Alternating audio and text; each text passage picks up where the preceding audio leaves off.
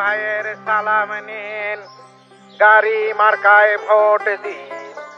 সালাম ভাইয়ের সালাম নিন, গাড়ি মার্কায়। দিদি, এবার কারে ভোট দিবা? ভোট দিব কিনা জানি না, আমিও বুঝতেছি না। আর নানান মানুষ নানান কথা কয়, যাই না জানি কি বিপদেই পড়ি।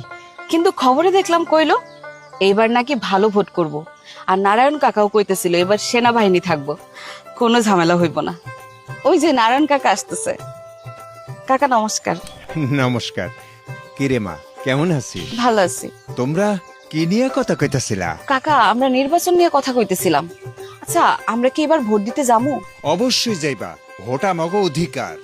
সব সময় কি ভোট দেওয়া যায় নাকি? কত বছর পর পর এই দিনটা আসে। ঠিক মতন ভোট কি হইব? আর আমরা ভোট দিতে পারুম দাদা? পারবা পারবা। ওই পাড়ার ফজলু মিয়ার বেটা সেনাবাহিনীতে আছে।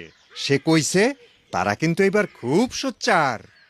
ছোট বড় জাতি ধর্মের সবাই মিল্লা যাতে একটা ভালো ভোট হয় সেটাই তারা নিশ্চিত করব। শোনো, আমরা সবাই একসঙ্গে ভোট দিতে যাব। তোমরা কোনো চিন্তা করো না। আসি রে মা, আসি। আপনার দেশ আপনার অপেক্ষায়, আস্থা ও বিশ্বাসে বাংলাদেশ সেনাবাহিনী।